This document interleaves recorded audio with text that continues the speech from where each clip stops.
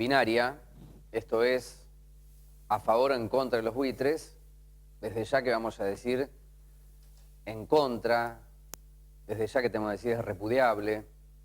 Por supuesto que tiene que ver con una definición extraordinaria de la Presidenta de la Nación cuando dijo esto tiene que ver con la especulación y con la extorsión más que la negociación. Pero ese no es el punto. El punto es que se presenta un tema tan complejo que por momentos fue conocido, hoy no es tanto como en los años 2003-2004, que merece por lo menos algunas observaciones, mínimas. Lo primero, apelo a un ejemplo de buen sentido. Usted que está mirando el programa Deuda, que le prestaron dinero, en algún momento estableció con su firma, rubricó ese préstamo, sabe en qué lo utilizó o lo despilfarró. Pero tiene, imagino, un papel que acredita que un vecino le prestó a usted 1.000 pesos. Hasta se puede establecer en ese contrato un interés del 15%, que sería usurario, pero lo pongo a modo de ejemplo. A pagar en 2 años. Y uno puede hacer el cálculo de cuánto va a pagar en definitiva y puede saber en qué utilizó ese préstamo que le fue otorgado.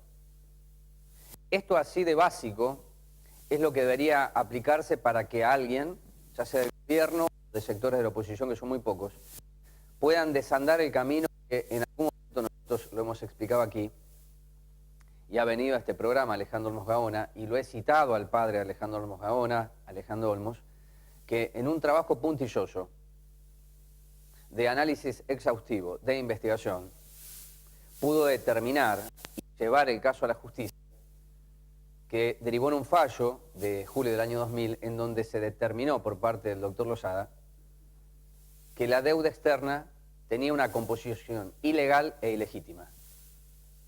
Pero si no vamos a los números, vamos a las grandes cifras para establecer preguntas.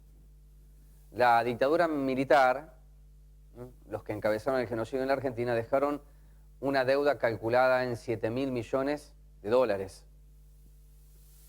Cuando Alfonsín asumió el gobierno y luego de finalizar, esa deuda estaba en 45.000 millones. La pregunta que tenemos que hacernos es, ¿7.000 millones en qué? Si se tomó el préstamo en el exterior, ¿en qué se utilizó esa masa monetaria? Segunda pregunta, si estábamos en 48.000 millones con Alfonsín, ¿a dónde fueron a parar 41.000 millones de dólares? ¿En obras? ¿En dónde? Pero después vino Menem, y cuando se fue Menem, la deuda externa estaba en 165.000 millones. Por lo tanto, deberíamos preguntarnos qué se hicieron con 120.000 millones. ¿En dónde están? Sobre todo en un proceso de los 90 que fue de desmantelamiento de la industria y de la Argentina, por lo tanto las inversiones no se traducen en obras ya que las concesiones fueron privadas y las grandes regalías y beneficios fueron privados. Pero para que podamos comprender el evento, cuando Cristina Fernández de Kirchner deje el gobierno, la deuda externa estará en 250.000 millones de dólares. Entonces deberíamos preguntarnos a dónde fueron en 10 años, 12 años de kirchnerismo, algo así como 100.000 millones de dólares. Lo digo esto porque en el origen de la deuda externa, cuando Cavallo, siendo integrante del Banco Central de la República Argentina, decidió que lo privado se volviese público, entonces las deudas de los privados pasaron a ser deuda del Estado, le pidió a los acreedores el papel para saber cuánto la Argentina debía. Y no hay buitres buenos o malos, hay buitres. El capitalismo no es bueno o malo, es voraz. Pero ya no por una definición clásica, si quieren ustedes, de izquierda, sino por una cuestión de composición y de naturaleza. Entonces llegamos a este estadio de incredulidad para muchos, de zozobra para otros, en donde fue construyéndose el momento. Porque con el relato se puede hacer mucho en términos simbólicos, de captura de atención, de reconstrucción de lo histórico, de resignificación de valores, pero allí en donde la timba siempre fue timba, y ganaron los de afuera, y los que están acá comprando bonos hoy, siempre el dibujo ha sido el mismo. No es una cuestión de pagar, la cuestión es deber siempre, porque en el deber, el sistema lo que oprime a cualquier gobierno, sea más o menos progresista o conservador, pero después la acción es igual, idéntica, es lo que nos enseñaron en los 90, no se olviden. ¿Se acuerdan lo que nos decían en los 90? Tenemos que ser responsables, tenemos que ser profesionales, tenemos que respetar la ley y tenemos que entregar marcos normativos y jurídicos que le den certidumbre al inversor. Eso se decía en los 90, lo decía Cavallo. Algunos tienen poca memoria y no estoy haciendo ningún acto de defensa de Cavallo, tan solo estoy recordando cómo aquello se volvió algo fenomenológico para todos y teníamos que asumir la responsabilidad de ser honestos con los capitales, mientras los capitales no pueden jamás demostrar esa honestidad porque se trata de un partido de la deuda. Entonces la cuestión no es pagar, es deber siempre, porque cuando se debe siempre, se recurre a esos centros financieros que prestan dinero pero establecen condiciones para esos préstamos. Y el ejemplo más categórico es Chevron. Chevron vino a la Argentina a explorar Vaca Muerta a través de la técnica del fracking y el acuerdo entre la Argentina, vía YPF y Chevron, es desconocido. ¿Sí? Nadie sabe de qué trata ese acuerdo. Entonces, las inversiones de hoy como las de ayer, cuando piden garantía y piden claridad, es para ellos. Lo segundo, y en el año 2005 se hace el primer canje de deuda, luego que un paper del Fondo Monetario Internacional le indicara al gobierno de Néstor Kirchner y a su ministro de Economía, Roberto Labaña, que era imprescindible que se pagara de contado la deuda con el FMI, y se hizo, razón por la cual se habló de soberanía en aquel momento. En el 2005, cuando se hace el canje de deuda, el presidente Néstor Kirchner, en ese canje, firma una cláusula, que es lo que va a explicar lo que dijo la presidenta de la Nación, Cristina Fernández, y el señor Kicillof. La cláusula es, ni más ni menos, que los que ingresaban al canje, en caso potencial que existiera algún litigio y el mismo le diera validez al reclamo de aquellos que no habían ingresado al canje, pudieran los primeros reclamar ese beneficio que obtuvieron los segundos. Con esto quiero decir que está escrito, no es una invención, fue una garantía superior que se les dio a los buitres malos que no ingresaron al primer canje. Y esa misma garantía se reproduce en el canje del año 2010. Por eso, Grisa es un canalla, sinceramente. Pero es un canalla que se ajusta a parámetros jurídicos internacionales que desconocen cualquier tipo de soberanía de un país emergente como el nuestro. Y cierro diciendo, porque este programa lo trató, que la Argentina tiene tratados bilaterales firmados con las naciones que defienden a sus empresas. Lo que explica que Repsol, luego de haber usufructuado YPF, cuando el gobierno nacional decidió expropiar las acciones, hablando de lo financiero, y crear una sociedad anónima, por lo tanto no es una recuperación estatal como quisiéramos, sino es una sociedad anónima YPF, lo que hizo Repsol fue ir a un tribunal que usted habrá escuchado las siglas, que se llama CIADI. Y ese tribunal llamado CIADI defiende los intereses capitalistas de los países claramente capitalistas y que ejercen un dominio. Entonces, Repsol se fue de aquí, nosotros levantamos la bandera y hasta hace muy poco tiempo no le íbamos a pagar un solo dólar. Pero nos olvidamos del tratado bilateral que tiene la Argentina con España, razón por la cual fue Repsol al CIADI y le vamos a pagar, no ahora, sino por muchos años a Repsol, algo así como 7.000, 8.000, 9.000, no se sabe la cifra. Y cuidado que la deuda, cuando dice la Presidenta de la Nación, nosotros pagamos, perdón, lo que hace el Gobierno Nacional es emitir nueva deuda para pagar, es una parte en contado y luego nueva deuda. Lo mismo hizo De la Rúa, lo mismo hizo Menem, lo mismo hizo Alfonsín. De allí que el sistema que estoy planteando es un sistema de dominación extremadamente conocido por la clase dirigente argentina, que desde ese lugar le dice al pueblo, una vez más, tenemos que cumplir con los buitres, que no son ni buenos ni malos, son buitres. Y aquí hay muchos, en este país. Vamos a la presentación del programa y luego vamos a charlar de algo que no tiene que ver con esta cuestión estructural que define la vida de millones de argentinos de aquí para adelante, como se hizo en épocas anteriores. Vamos a charlar con la doctora Boto de una historia que ocurrió con una joven de 18 años, Joana, que desapareció, fue encontrada, y allí se abrió la perspectiva por muchos, que es desconocida, respecto a la utilización de las redes sociales, cómo se aprovecha una red social para llegar a espacios en donde los seres humanos necesitan algún tipo de compañía, en el mejor sentido lo planteo, pero del otro lado hay alguien que está en condiciones de cometer las peores aberraciones.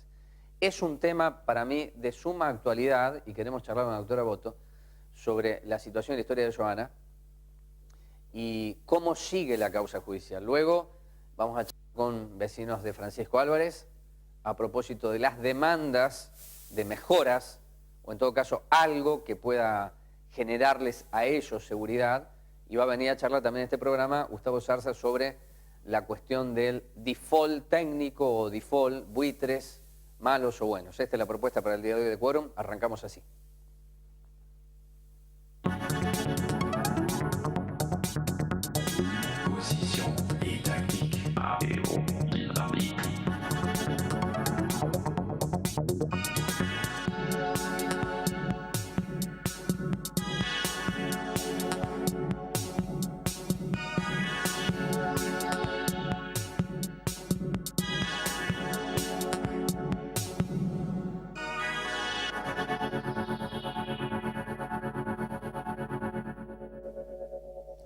Bueno, cuando tomamos conocimiento de la desaparición de Joana, para mí, a diferencia de otras historias, se actuó con mucha rapidez, ¿no? Y puede ser algo paradojal lo que voy a decir, pero las redes sociales ayudaron.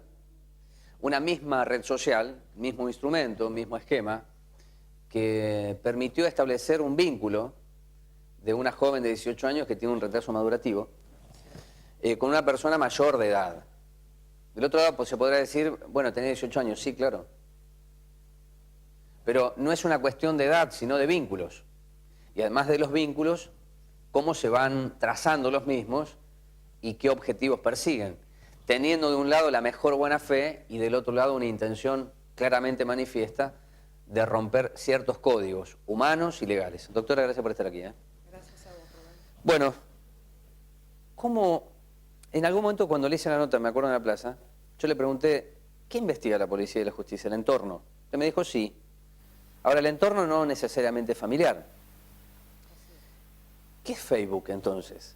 Para esta historia, ¿qué significó y qué contenido tiene? Bueno, fue el campo de acción. El campo de acción. Yo lo definiría así, el campo de acción de estas personas. A ver, un segundo, doctora. Vamos a poner este micrófono. Bueno. A ver. Sí. A ver, Fernando.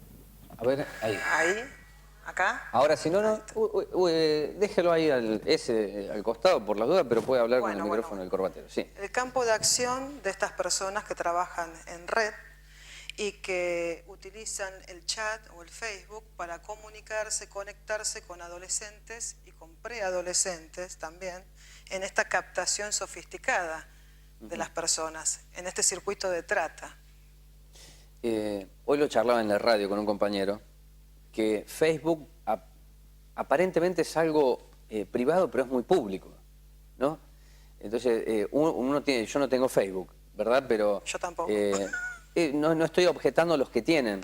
Digo, hay que admitir que es un instrumento fenomenal, pero hay que tener extremo cuidado, porque me parece que no se califican ni se clasifican los riesgos, hasta que ocurre lo de Joana, ¿verdad? Exactamente, porque Joana es una adolescente que tiene, como vos lo dijiste, un pequeño retardo madurativo, y ella se encontraba en un estado de vulnerabilidad, que es uno de los estados de captación para estas redes.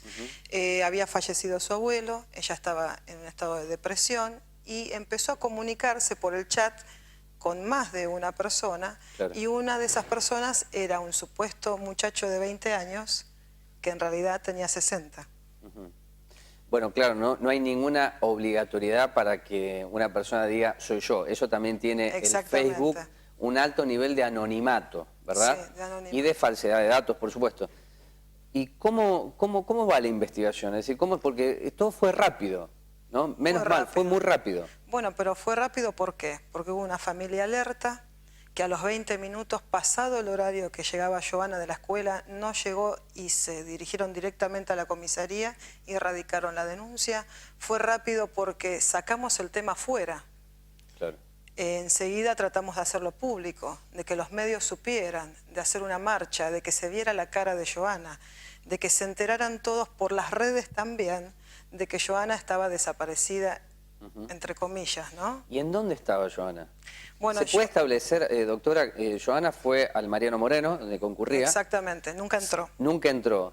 ¿En ese momento está establecido que el hombre de 60 años estaba allí o que Joana va a la casa de este sujeto? No. La fueron a buscar a la salida de la escuela. ¿La fue a buscar él o varias personas? ¿Son dos o una persona? No. Según los dichos de Joana, porque todavía estamos pidiendo las fotocopias de la causa y aún no la podemos fotocopiar. No puede fotocopiar la causa. Sí, hoy fui a Mercedes y no lo pude hacer, espero que la semana que viene sí, para poder estudiarla y analizar cómo seguimos contribuyendo a la instrucción. Claro. Joana nunca entró y esta persona ya abruptamente, de una manera violenta, la saca de su ámbito en la entrada de la escuela y la lleva a zona sur. Eso es lo que sabemos. Bursaco y Claypole. El único contacto que había tenido Joana con esta persona era vía Facebook. Y chat. Y chat, ¿no? Exactamente. Y nada más. Nada más. Lo hace con un modo violento, lo hace de manera amenazante y tiene que obligatoriamente Joana ir con este hombre de 60 años. De una manera amenazante, porque Joana, por sus características, tiene una personalidad dócil, es introvertida. Entonces ella fue a encontrarse con un chico de 20, con el cual había entablado una amistad, pero se ve que se le acercan porque ella se muestra por el chat también, por Facebook, su foto, y este hombre directamente la agarra muy fuerte del brazo, según los dichos de ella, y le dice que la tiene que acompañar sí o sí, y bueno, y la lleva en el tren. O sea, llega hasta el tren. Bien, ¿en qué parte de zona sur? En Claypole. En Claypole. Y va a una casa particular. Una casa particular. Así es. ¿Se hicieron todas las pericias sobre Joana? Sí, ella fue revisada por un médico forense la noche que la encontraron, fue abusada. Ya el primer día que esta persona la lleva a ese lugar, que fue el viernes, porque esto sucede un viernes, y prestemos atención, viene sábado, domingo, ¿no? Y el mismo viernes fue abusada 3 veces por esta persona, según los mismos dichos de la nena.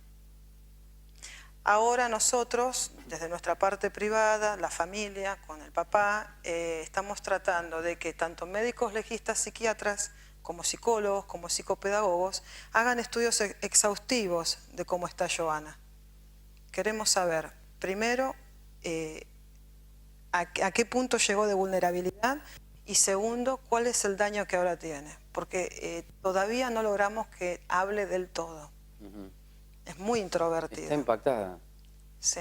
Y hay daños que son irreversibles. Exactamente.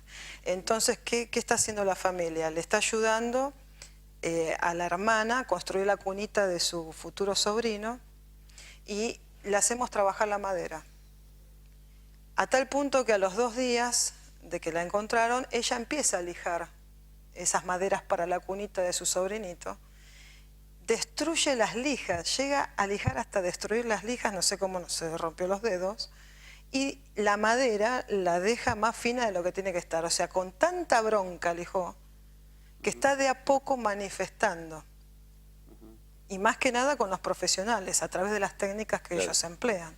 Pero el daño es grave. Sí, desde ya toda mujer abusada, de la forma que usted lo describe, son daños irreparables. Exactamente. Porque vulnera lo subjetivo, la autoestima, bueno, todo aquello que La intimidad. algunos profesionales jamás lo entenderán y gran parte No. de la sociedad tampoco, porque hacen una síntesis inadecuada muchas veces de que, bueno, lo conocía al hombre, Sí. ¿no? Es lo primero que yo, ahora se lo puedo contar a usted, y lo podemos charlar y reflexionar, pero es lo primero de revictimizar a la víctima. Es lo primero, es lo más común que ocurre. Bueno, a pesar de si hay o no consentimiento de la víctima en cuanto a un abuso, en este caso, en estas redes, o en cuanto a un ejercicio de la prostitución, es indiferente para la ley de trata de personas. Claro.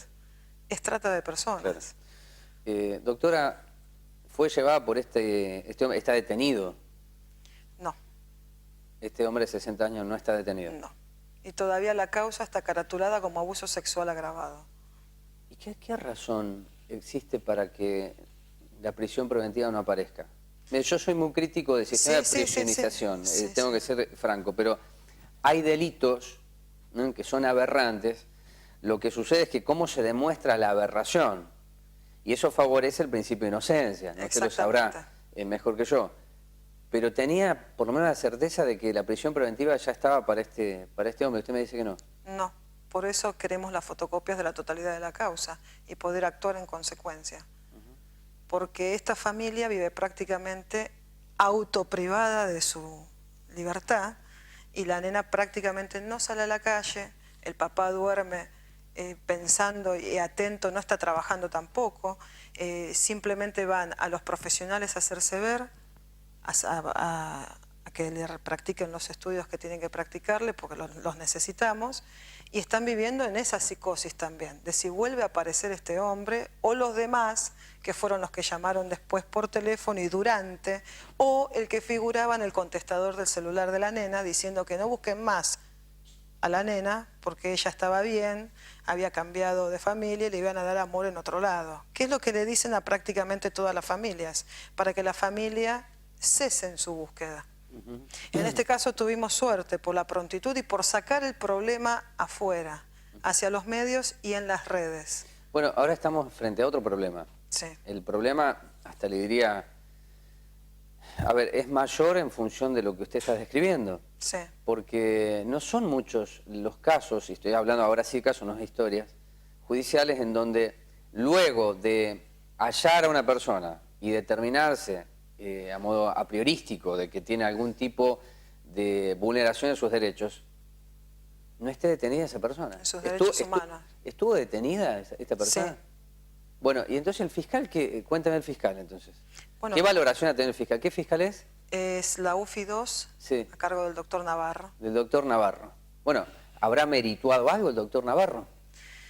¿O la jueza de garantías? No sé, alguien como para decir, mire, la verdad tiene que estar en libertad este hombre. Sí, bueno, en realidad es que quedó caratulada así y nosotros, al no tener contacto con la causa, tampoco podemos hablar de la causa sin esa información. Yo tengo que ser prudente. Está claro. Porque no puedo hablar en el aire. Cuando yo tenga las copias va a ser otra historia. Pero ahora, es una carátula, doctora, es una carátula pesada. Sí, al ser Joana una chica de 18 años, pero la ley penal es mayor. Claro. Entonces yo necesito también los estudios psiquiátricos y de un médico legista, donde me determine exactamente, absolutamente todo el estado psíquico de Joana, para determinar si realmente mostrarle al fiscal, mostrarle al juez, o mostrarle a quien le tenga que mostrar, que no tiene 18 años, como para la ley penal sí. Sí, claro, son situaciones a mí no solamente me conmueven, sino me generan una rabia. Sí, lo comprendo porque no es el único. Claro, porque no estamos hablando, pero usted lo dijo, creo al pasar, aún teniendo 18, aún teniendo lo que el sentido común marque, si fue abusada, fue abusada. Sí. Entonces, bueno, yo reitero que me genera zozobra y me sorprende, porque estaba casi seguro que esta persona había quedado detenida. Nosotros también. Y principalmente la familia de Joana también. ¿Cuándo fueron notificados que está en libertad? No, en este hombre de 60 años. Se acercó el papá a la fiscalía y se lo notificaron verbalmente. Ajá. No hay notificación alguna por escrito. Reitéreme, doctora, la causa. La causa, por lo menos la carátula, salvo que se haya cambiado la carátula. Salvo. Primero fue averiguación de paradero, Sí. que es lo que se hace siempre, y ahora abuso sexual agravado. Pero no es trata de personas. Claro. Para usted es trata de personas. Es evidente. Actuó más de un agente, fue captada en un estado de vulnerabilidad, fue abusada, porque estaba en un domicilio particular, sometida a una blanda. Doctora, muchas gracias por estar aquí. No, por favor. Gracias a vos. Bueno, yo decía cuando desapareció Joana, y esto que definía recién como paradojal, la red social o Facebook utilizado como instrumento de aquellos que tienen las capacidades para cooptar. Y esa misma red social permite visibilizar, palabra utilizada en estos tiempos, de que estaba desaparecida Joana. Y fue no una alegría, sino cierta conformidad cuando nos enteramos, la llamé a la doctora Boto y hablé con el padre de Joana que había aparecido. Y nos generó mucho repudio saber que era parte, esta historia, de una red de trata. Ahora, lo que se trata a partir de este momento es señalar cuáles son los pasos de la justicia. Correctamente dice la doctora, no me puedo adelantar una opinión, además porque es abogada patrocinante, si no tengo la causa. La primera cuestión que señalo, ¿cuánto tiempo para fotocopiar una causa? La primera cuestión, no es la primera vez que en este programa nosotros debemos hablar de las dificultades que tiene una familia, o la abogada, o el abogado de una familia, para que les fotocopien la causa, ¿no? En tiempos tecnológicos. Sí, dígame. Lo importante también para rescatar es la concientización. Sí. No solo de la población, del pueblo. No voy a hablar ni de consumidores, ni de gente, ni de nada, sino del pueblo. Sí. Y del sistema judicial. Y no la revictimización de una víctima. Porque nosotros en las primeras 48 horas que apareció Joana, tratamos de preservarla en todo. Sí, claro. En el preventivo, en que no trate de declarar, pero bueno, tuvo que declarar a la madrugada igual, tratar de preservarla y que pueda retornar a su entorno porque pierde noción del espacio y del tiempo. Claro. Y sí quiero dejar un mensaje a todos, Sí. que subsiste la ideología de la esclavitud. Y estamos en el siglo XXI. Bueno, con esto cerramos, ¿no? Pausa, ya venimos. Ahí va.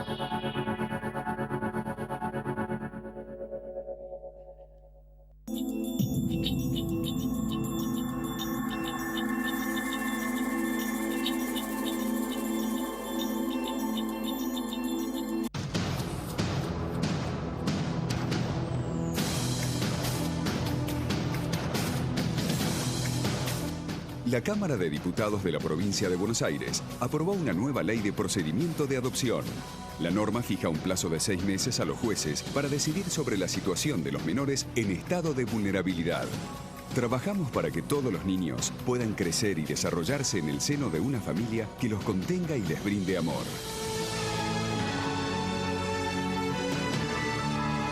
Diputados, Provincia de Buenos Aires.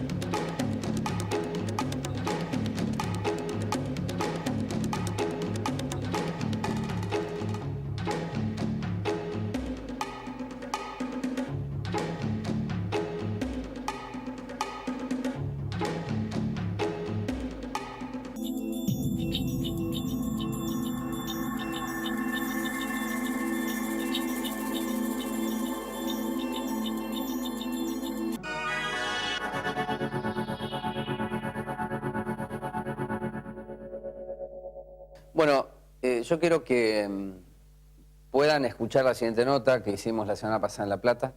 Ya está el próximo invitado aquí en la mesa, pero esta nota tiene que ver con algo que para muchas mujeres que trabajan en el conurbano bonaerense es de mucha expectativa, ¿no? Genera en ellas un reconocimiento desde el punto de vista formal o legal que hasta aquí no han tenido. Tienen, por supuesto, una admisión social y una valoración social, pero no el reconocimiento formal. Estoy hablando de las mujeres que trabajan en jardines maternales comunitarios, sobre todo en el conurbano bonaerense. Se le dio media sanción a un proyecto de ley que regulariza o normaliza una situación que podría llevar a que estas mujeres sean reconocidas por la Dirección General de Cultura y Educación de la Provincia de Buenos Aires, o en su defecto la DIPREGED. Bueno, Jacqueline es de Lomas de Zamora, y esto decía la semana pasada en La Plata, nota que realizamos junto a Cintia Medina. Y la alegría, imagínate, este es un momento histórico para todos los jardines comunitarios desde todo el país. Se aprueba la ley de jardines donde se nos reconoce el trabajo comunitario de hace muchísimo tiempo. Muchas compañeras han dejado la vida en esto, son 30 y quizás algunos años más de trayectoria de los que tenemos. Ninguna de nosotros percibe una remuneración de dinero, solo hacemos con vocación de servicio, por amor al prójimo, o en este caso por amor a los pequeños, y bueno, estamos siempre trabajando con la primera infancia. Y a partir de este proyecto, ¿qué marco se genera que los favorece a ustedes? Imagínate, esto una vez que se aprobó acá en diputado, al Senado. Al Senado, y esperemos que se haga ley. Esa ley, que seamos todos reconocidos, que tengamos todos los mismos derechos de los trabajadores, que podamos tener vacaciones, aunque muchas veces ni las necesitamos, porque el estar con los pequeños, con las familias, con los chicos en problemas de adicciones, los chicos con problemas, no solamente es trabajo con la primera infancia, sino con la familia en general. Para nosotros es un enorme trabajo, y las vacaciones muchas veces las dejamos de lado porque está primero el prójimo ante quizás nuestras propias familias. Trabajan con los sectores más duros, ¿no?, de lo que se llama pobreza estructural. Y trabajamos con todos los sectores. En realidad, ver a una mamá sumergida en llanto porque su hijo está sumergido en el tema de las drogas, por ahí sumergido en los flagelos de la delincuencia, por ahí no poder recuperarlo. Y bueno, eso es lo más duro para nosotras, pero nosotros siempre ponemos el corazón, ponemos el amor hacia la gente, hacia la comunidad, y eso es lo que a nosotros nos identifica como jardines comunitarios, organizaciones sociales, organizaciones del tercer sector, o como quieran denominarle.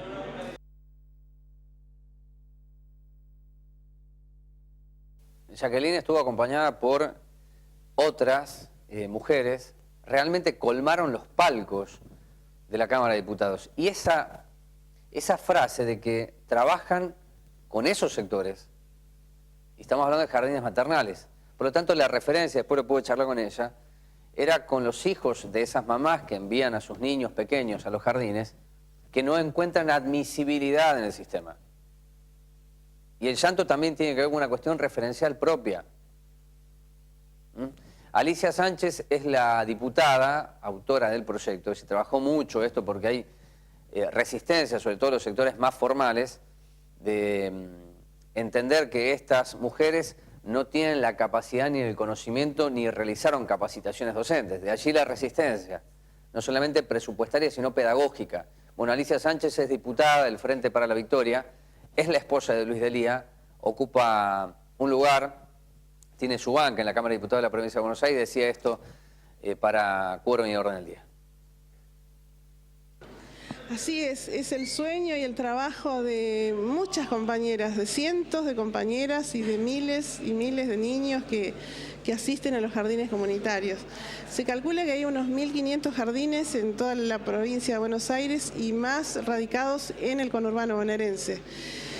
Actualmente ya existe un programa de acompañamiento a las instituciones educativas de nivel inicial comunitarias de parte de la Dirección de Cultura y Educación de la Provincia de Buenos Aires. Nosotros lo que venimos a hacer con este proyecto es darle un marco regulatorio que todavía no existía y que pasen a formar parte también del Estado, que el Estado se haga cargo de toda la parte curricular y de todo lo que sea inherente a lo educativo, ¿no? Diputada, se trabajó mucho en las comisiones y dentro de estas, ¿cuáles fueron los temas más fuertes a desempeñar y a desarrollar? Bueno, primeramente pasó por la Comisión de Educación, donde se aprobó prácticamente por unanimidad, solamente un diputado no votó a favor. Después pasó a la Comisión de Asuntos Constitucionales y luego a la Comisión de Presupuesto, que también fueron votadas por mayoría. Sí, bueno, las educadoras comunitarias pasarían a pertenecer a la parte a regirse por el sistema de trabajadores de la educación, y los que son de mayordomía o limpieza por el de comercio. Así que lo que queremos es que los trabajadores de estas instituciones tengan también lo que se merecen, que es un sueldo como corresponde, con obra social, con aportes jubilatorios, que es lo que corresponde, porque vienen educando a miles de niños bonaerenses desde ya hace 3 décadas o más. Cuando se profundizó el modelo neoliberal en los 80, crecieron más todavía los jardines comunitarios, porque también el Estado se había achicado, como dicen en el neoliberalismo, y priorizaron otros gastos y dejaron de lado sus obligaciones de Estado en lo educativo. Así que ahí es donde las organizaciones sociales se hicieron cargo de la educación de los niños.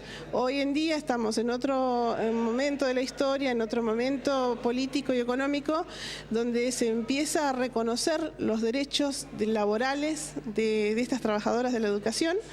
Y también hay que decir que dentro de los jardines comunitarios hay muchísimas docentes recibidas que están trabajando y que no están percibiendo su sueldo como les corresponde.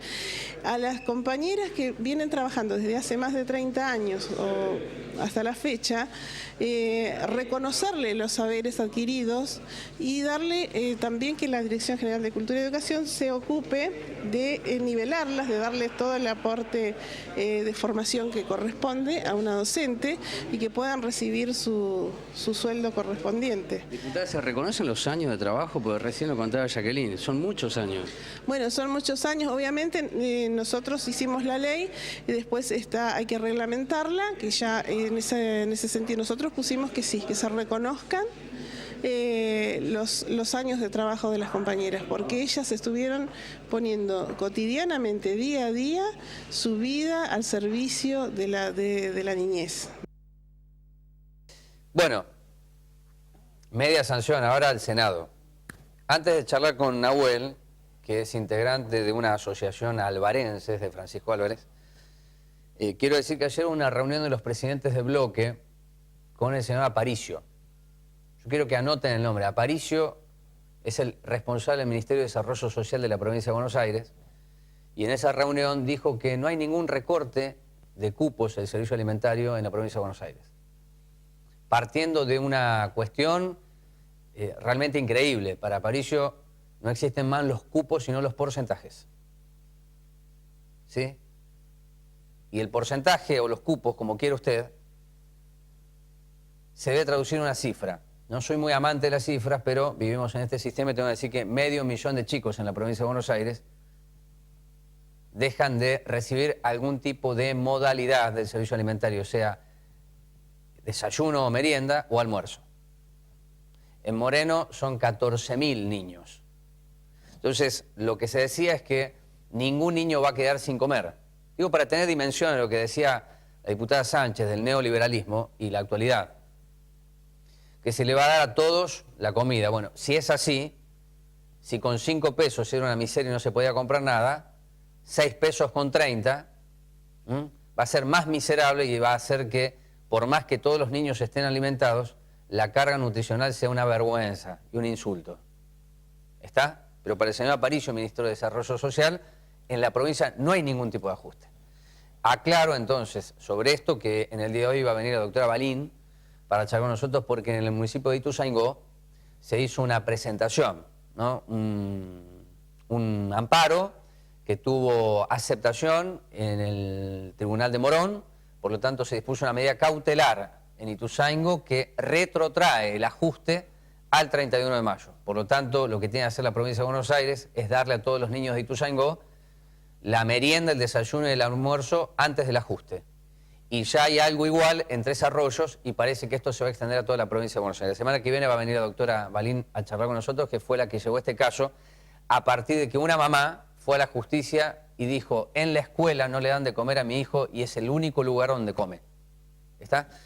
Bueno, pasamos de esta situación, jardines comunitarios maternales, media sanción, lo que ocurre en términos sociales, a algo que también tiene su cuota social. Bueno, como decía, Nahuel es habitante de Álvarez. El día sábado una reunión, un encuentro de vecinos, y lo primero que le quiero preguntar a Nahuel es que en la sesión itinerante que se llevó a cabo el año pasado, se votó un proyecto de resolución en donde se establecía allí que debía hacerse un relevamiento para ubicar los mejores lugares y allí instalar las cámaras de seguridad. Gracias por estar aquí. ¿Qué tal? Muchas gracias por la invitación. Sí. Y bueno, yo participé, primero que nada, soy vecino de Francisco Álvarez, también participo en la Asociación Civil Vecinos Alvarenses, que es una asociación que formamos un grupo de vecinos preocupados por la situación actual del pueblo.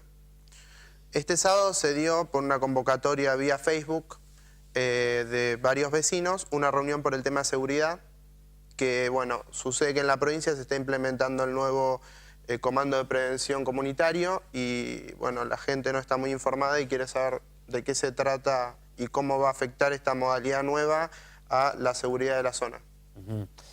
¿Y qué saben ustedes del comando de prevención comunitaria? La verdad que se comentan muchas cosas, se dice que el comando va a tener funcionamiento en Paso del Rey, ya tiene, vino a inaugurarlo el ministro Granados, y bueno, que la policía se cambia de lo que es las comisarías regionales a patrullajes que van a estar coordinados desde el comando que está situado en Paso del Rey. ¿Qué les preocupa a ustedes como comisión y como habitantes de Álvarez esa reunión del sábado? Bueno, la reunión del sábado se convocaron, no fue armada por la asociación en sí, sino convocada por vía vecinos. Facebook, me dijiste vos, ¿no? Vía Sí. Facebook. Pero ¿cuáles son los hechos de inseguridad que en el último tiempo han merecido la atención y la preocupación de ustedes? Bueno, no es que Álvarez está aislado del resto de Moreno, Claro. son los mismos hechos de inseguridad, solo que, bueno, quizá nuestra localidad está, por así decirlo, más desprotegida por la cantidad de habitantes que tenemos. ¿Ah, sí? Sí, nuestra localidad tiene poca cantidad de habitantes y esto se ve reflejado a la hora de obras, servicios y bueno, en la inseguridad también, ya que son menos los hechos delictivos en, digamos, porcentaje a la cantidad de personas que hay, la cantidad de la población. La inseguridad en las escuelas, que era lo que vos me decías anteriormente, ¿a qué se refieren o a qué te referís concretamente? Bueno, en Álvarez tenemos una problemática también dentro del gran tema de inseguridad, de robos y bueno, otros delitos, que es el vandalismo en las escuelas. En los últimos meses lo que están sufriendo varias escuelas de Álvarez es entrada de personas que no son parte de la escuela y rompen la infraestructura o roban los útiles, las mesas que utilizan los chicos para estudiar. Te menciono un caso, en la escuela 48 no cuenta con sistema de seguridad, no tiene ni candado y el alambrado perimetral está roto. La gente entra a la escuela y la utiliza como si fuera su casa.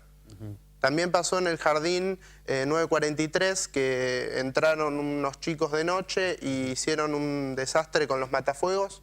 Los abrieron, los tiraron por todo el piso y bueno, hubo que conseguir por parte del Consejo Escolar a alguien que pula los pisos y limpiar todo el polvillo de los matafuegos.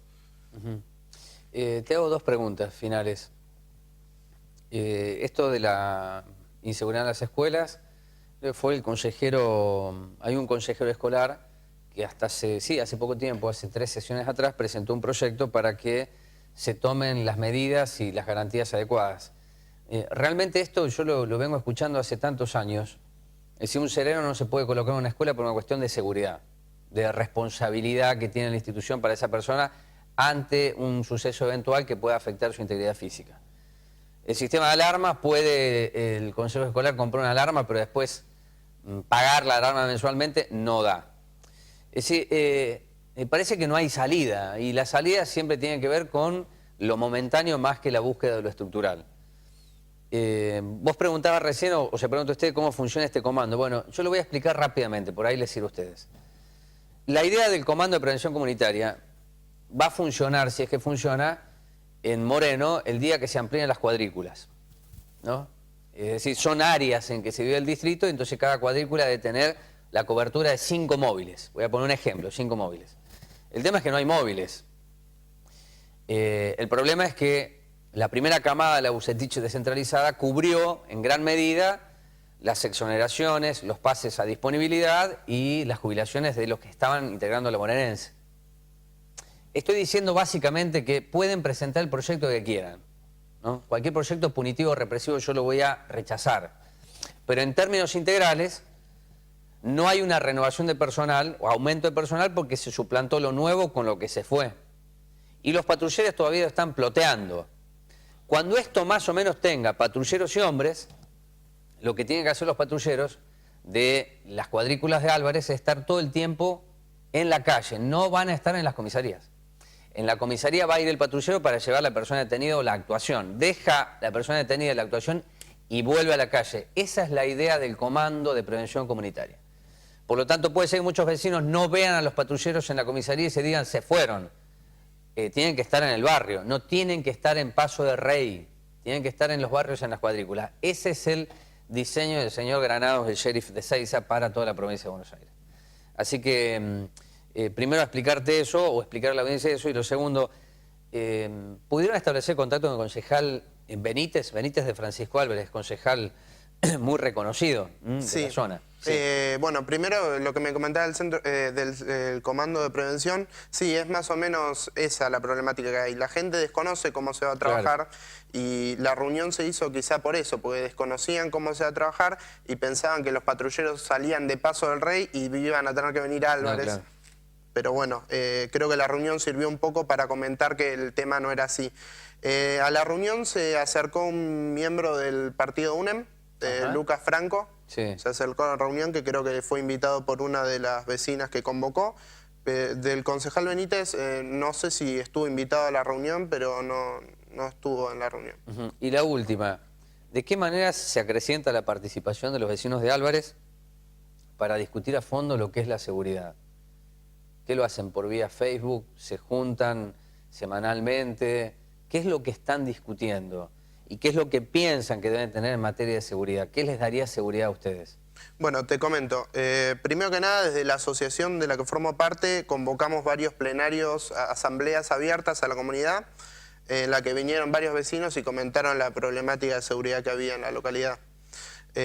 También hay un grupo muy grande de Facebook en Álvarez, creo que son 9.000 miembros que hay, y vía Facebook estamos comunicados de lo que va pasando, la gente comenta mucho los hechos delictivos que sufre o experiencias en el tema. Y bueno, yo creo que debemos fortalecer la participación, porque lo que se da en estas marchas contra la inseguridad o convocatorias es que muchas personas dicen, sí, me uno, vamos a reclamar, y después pocas se terminan acercando. Claro. Es más vía Facebook el apoyo que vía personalmente. Así que, bueno, eso. Espero que se logre eso y que se pueda discutir en serio lo que es la inseguridad o la falta de la misma. Gracias por estar aquí. Muchas gracias por la invitación. Pausa, toco la aplicación 1-1 Uruguay, Inglaterra. ¿Quién ganó? Ganó Uruguay, perdieron los buitres. Pausa, ya venimos.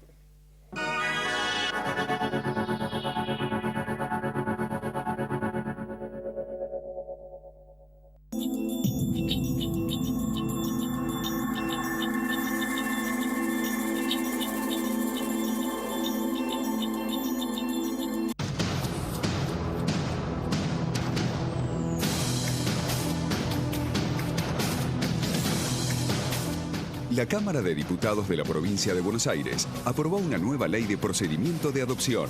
La norma fija un plazo de 6 meses a los jueces para decidir sobre la situación de los menores en estado de vulnerabilidad. Trabajamos para que todos los niños puedan crecer y desarrollarse en el seno de una familia que los contenga y les brinde amor.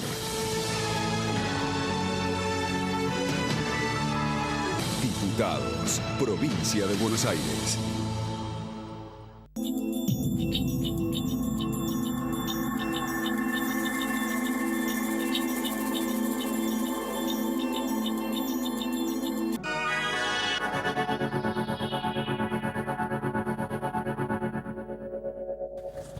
Bueno, como el director está contento, nos vamos a extender unos minutos, ¿no?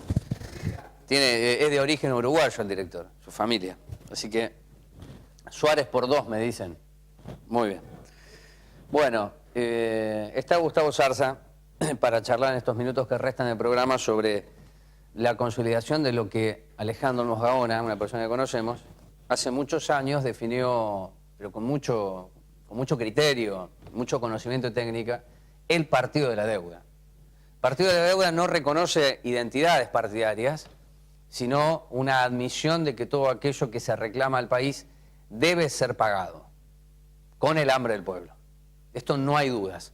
Entonces ingresamos en un momento tan particular de nuestra historia, tan moderna o posmoderna, en donde Kicillof, y me gustaría que se acuerden de la frase de Kicillof, porque es impactante cuando Kicillof en la nula conferencia de prensa dijo: no nos van a impedir que nosotros paguemos. Me parece que la frase de hace 10 años atrás es: no vamos a pagar. Hoy, después de 10 años, la frase es: no nos van a impedir que paguemos. Bueno, resulta que parece que no nos van a dejar que paguemos. Con lo cual, la idea que decía al comienzo no tiene que ver con el pago, sino que en el deber. Es decir, deber mucha plata, y deber significa dominación. Gustavo, gracias por estar aquí. Bueno, me parece que se va aclarando un poco el panorama. Se ensombrece, claro está, pero me parece que es tiempo de recuperar un poco la memoria, ¿no? Sí, exactamente. Para mí hay que partir de la base de la minuciosa investigación de Alejandro Olmos Gaona padre, que durante 18 años recolectó en función de la deuda externa. Y en un histórico fallo en el año 2000, el juez Ballestero declaró la deuda externa argentina ilegítima y fraudulenta. Y a partir de ahí duerme un sueño eterno, donde absolutamente nadie fue capaz de desempolvar esa causa, ponerla en el Congreso y empezar a investigar. Esa es lo que yo denominaría una gran traición al pueblo argentino, porque las consecuencias de pagar deuda son extremadamente graves y están relacionadas directamente con el deterioro de Moreno, de Buenos Aires, de la Argentina y del resto de las provincias de este país. Seguramente habrás escuchado en las últimas 48 o 72 horas que hay un concierto de voluntad de toda la dirigencia argentina, te diría un 99%, inclusive muy alegres algunos porque el gobierno los convocó, ¿no?, al Parlamento, entonces ahí fue Capitanich y demás. Pero hay una coincidencia monstruosa, voy a decirlo así, de que hay que pagar. Es decir, que los buitres malos en algún momento tienen que cobrar. Digo, Alejandro Olmos me decía esta semana, no hay ni buenos ni malos, son buitres. Y esos buitres buenos, en todo caso, que ingresaron en los canjes 2010 y 2005, ahora se van a volver malos, porque si yo quiero que me paguen lo mismo que estos que se quedaron. Entonces me parece que hay un juego tan perverso, y en la desinformación también, que lleva a que hoy la clase dirigente argentina en su gran mayoría se muestre patriótica. Yo la verdad que estoy realmente desconcertado. No, lo que pasa es que ellos ponen por delante un doble discurso referenciando el pago de la deuda con la soberanía. Y no hay más nada antisoberano en este momento de la historia argentina que pagar deuda. Lo venimos diciendo desde hace muchísimos años. Por ejemplo, este caso va encadenado con el pago al Club de París, que de una deuda de 2.000 millones pasamos a pagar 9.000. Va encadenado al pago a Repsol, que ya trepó los 9.000 millones de dólares. Una aclaración, no es que ya pagamos, ¿eh? No. Emitieron es papeles. Es deuda que le están dejando a las generaciones futuras de la Argentina. Una Argentina que ahora estaría abocada a abonar en concepto de deuda más de 15.000 millones de dólares. Es decir, solamente por nombrar 3 casos que se definieron en este año, es de terror lo que está pasando. Claro. Y esto es acompañado, como vos bien decís, por el concierto de los sectores que se denominan opositores. Y acá hay que hacer una salvedad. Esto no es una oposición encarnizada atrás de un cargo público. Acá se está definiendo los destinos de un país entero. Porque estás hablando que parte de la producción que hacemos absolutamente todos en este país va destinada al pago de la deuda externa. Vos mencionabas y me hiciste acordar a un chiste que decía, corrimos al Fondo Monetario, claro, pero lo corrimos a billetazos. Es decir, pagaron un mango atrás de otro. Sin embargo, hoy el Fondo Monetario, a pesar que perjuraron que nunca iban a volver a pisar la Argentina, hoy están auditando todas las cuentas. Han vuelto. Y han dejado abiertas las puertas para que Argentina vuelva sí o sí al crédito externo. Al mercado de capitales, ¿no? Exactamente. Por eso todo este concierto partidocrático, que yo hago esta contradicción, ya es el pueblo de a pie y esos grandes partidos que viven del cargo público y del subsidio y de la renta pública. Es decir, eso está claro, que estos sectores se han consolidado en un esquema democrático, a donde presentan, y esto hay que decirlo, las PASO como la gran elección interna y democrática de la gran Argentina. democratización de la democracia sería así, ¿no? En ese juego de palabras, sí. Mientras tanto, aquellas personas, hombres y mujeres que todos los días construyen con su trabajo este país, están al margen de esa problemática partidocrática. Y son los que van a sufrir las verdaderas consecuencias. Nosotros decimos claramente, es el momento, si quieren hacer patria, de que se pongan a trabajar absolutamente todos los centros de diputados, todas las cámaras de todo el país, en función de desatar un proceso de investigación y auditoría de la deuda externa. No, dos cuestiones finales, sí. Gustavo. Y por eso le invité a Gustavo, porque Pino Solanas, que hoy ustedes están lejos de Pino Solanas, pero fue el único dirigente, además de Altamira, descarto a la izquierda desde ya, pero Pino Solanas fue el único dirigente que ayer, en ese concierto de voluntades patrióticas, por eso digo estoy totalmente desconcertado, pero en realidad esto forma parte de una estructuración del Partido de la Deuda, Pino Solanas fue el único que dijo, nosotros venimos hace años denunciando que no hay que pagar porque es ilegal e ilegítimo. Fue el único que escuché.